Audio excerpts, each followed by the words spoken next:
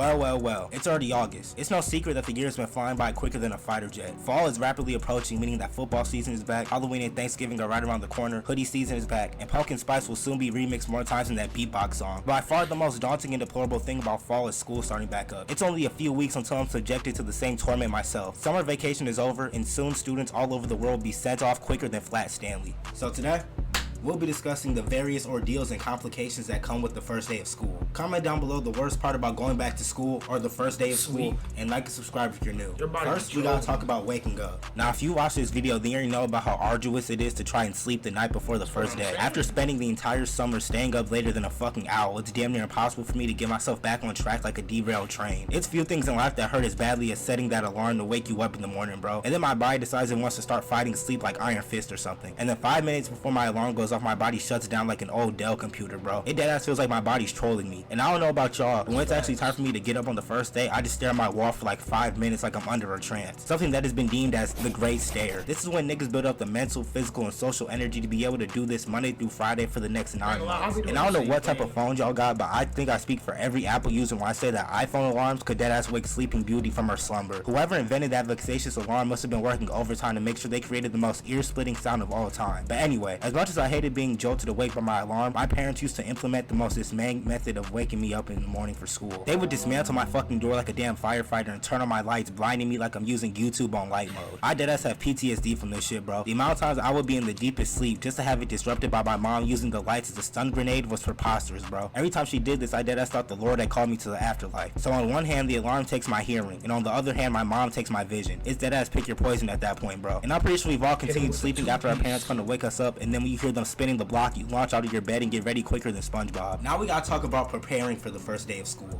There were a few things in life that would make my skin crawl like the Amazing Spider-Man, and those back to school commercials are one of them. Seeing them trying to portray back to school shopping as this happy-go-lucky, pinky-dinky-do-ass experience is beyond quixotic, bro. By far the most aggravating and tedious part about preparing to go back to school is shopping for clothes. Back before I knew what adequate clothing looked like, I had to go shopping for clothes with my mom. And to make it worse, I was subjected to having to wear uniforms to match with all these other... I'm not gonna lie, wearing uniforms to school is just the worst. Like, you just going around looking like a Walmart employee or look like you work at a various individuals like some type of sick convention, meaning that a majority of my clothes I had to try on were khakis and polo shirts. My mama had me trying on more pairs of pants than the Abercrombie and Fitch model, bro. And it was always so embarrassing when your parents would try to adjust your pants in public and the embarrassment would submerge you like some fucking quicksand. Trying on all those damn outfits was pretty much a workout, bro. My calories were getting burned quicker than coal in a locomotive, and I would go through all that sorrow and suffering just for us to walk out of the store with 2 pairs of pants. That's why I would always try and hide in that clothing rack for as long as possible. But I hope I wasn't the only one who would lay that fire ass outfit on the bed next to them before the first day of school. That shit was a yearly tradition for me, bro. And then we had to go shopping for actual school supplies. Bro, our school would always send this catalog of supplies longer than fucking Santa's list, bro. They made us buy all these notebooks, highlighters, and folders just for them to be used less than Lizzo's treadmill. And it was something different about that 64 pack of crayons, bro. If you had that luxurious item in your possession, then you were pretty much the most clouded nigga in school. I remember always begging my mom for a Trapper Keeper because I didn't want to carry around an entire accumulation of notebooks and folders in my backpack. So niggas was walking around the school looking like fake ass lawyers. I also was a fiend for mechanical pencils, especially the ones with those erasers longer than Katie's feet. Even trying to get a haircut was damn near impossible because everybody was booking appointments at the same time. Now we gotta talk about taking those cringy photos before school. I don't think I've been more embarrassed in my entire life until I was forced into taking these disconcerting ass photos, bro. Why do moms always do that?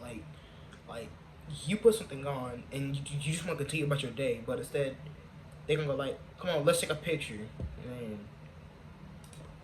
Angles in which my parents take these photos make me look like a goofy goober. Now I gotta put on this fake ass smile like Grunkle Stan or something. I just be standing there looking like Klay Thompson, bro. It's already bad enough that I'm getting sent away to an academic penitentiary, but now I gotta get my mugshot taken in front of the door too, and ultimately sealing my fate. And if that wasn't bad enough, my parents be sharing this gooberish ass photo with other family members and friends. Now I'm on the front page of my mom's Facebook for thousands of niggas to clown me. I don't get why parents feel the need to publicly humiliate their kids on the internet. I damn near end up being late to school because my parents want to cosplay Austin Powers and film a whole documentary. Like, you can make an entire scrapbook out of my first day pictures alone, bro. And am I the only one who had those people who would take pictures in the hallway on the first day? But speaking of hallways, now we gotta talk about getting lost in the hallway. Bro, I'd be lying if I told y'all that me and my niggas wasn't in the hallway looking like the mystery gang going through all those rooms, bro. We would end up roaming around the hallways longer than actually being in the classroom. The hallway turned into a fucking maze on the first day, bro. And I'm pretty sure everybody and their mama is walking to the wrong classroom at least once in their life. It doesn't help if the entire hallway looks like the Krusty Krab when the anchovies pulled up. Now I gotta try and maneuver my way through all these niggas like I'm Kyrie Irving or something. Not to mention these motherfuckers decide they want to cosplay senior citizen to take one step a minute. Everybody always used to put their schedule as their lock screen too, knowing damn well that shit didn't help. There was always that one teacher that would stand in the hallway and try to help students find out where they were going. But when you ask these niggas for help, they give you more directions than the GPS. So My nigga, how are you less helpful than Matt from Dora? Not to mention they be talking at 50 words a second, so in reality they barely end up helping me. So you're gonna go left and take another left, go right, take the limo downstairs, go past the bathroom, go up in the attic, and you'll be at room 213. This shit ends up sauteing my brain like some stir fry. And then 2 hours later when I would find my class, I got the entire classroom staring at me like I'm an alien or something. There's nothing like everybody's eyes beaming on you like a laser or something, bro. Even when I'm on time to class on my first day, niggas always make everything uncomfortable and stare at me as I walk to my seat. And I don't know about y'all, but I deadass be praying that I got classes with the homies, bro. There ain't nothing worse than having a class with a whole bunch of people you don't know. Something else worth mentioning is not being able to I find. just moved here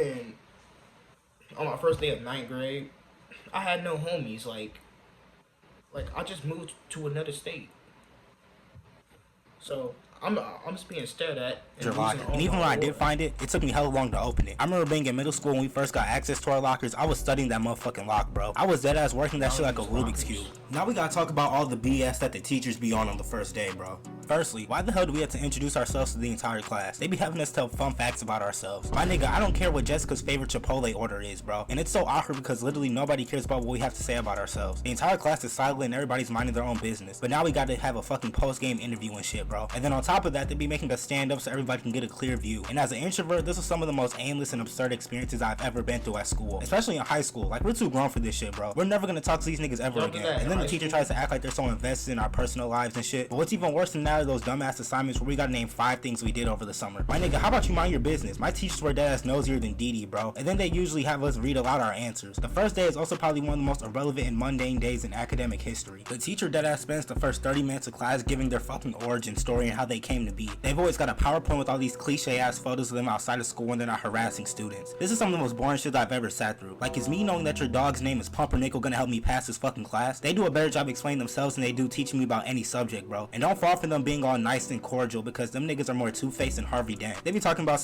we're gonna have lots of fun this school year. Man, somebody get Morning here because that shit was the biggest lie, bro. And don't even get me started on those dumbass syllabus that we have to get signed. This is the school equivalent of the terms and conditions. And then half the time I would forget to bring it to school the next day. And I swear, every year I always had a math teacher who would say we were already behind on schedule. My nigga, it's the first day. What are we behind on, attendance? The first day is probably the slowest day on the entire calendar, bro. But then the teacher still got the nerve to give niggas homework on the first day. They always swear that whatever grade we're in is going to be harder than the previous year and that we won't be able to slack off as much. But that didn't stop me from treating my homework like bullets in the Matrix and avoid that shit as much as possible. They also make sure to tell us each of their 15,397 rules that we're supposed to follow. No phones, no food, no mercy, etc, etc. And I don't know about y'all, but when school start back up, it would still be hotter than the one chip challenge. Meaning that a lot of these niggas will come to school on the first day smelling like sorrow and blue cheese. If you pull up to class on the first day smelling like Pepe Le Pew, just go ahead and drop out, bro. But I think that's gonna wrap everything up for this video, man. Comment down below the worst part about going back to school, the worst part about the first day of school. You know what I'm saying? Do whatever you want, man. Comment down below something. Let me know what else y'all want to see from me in the future. You know what I'm saying? Comment that down below too.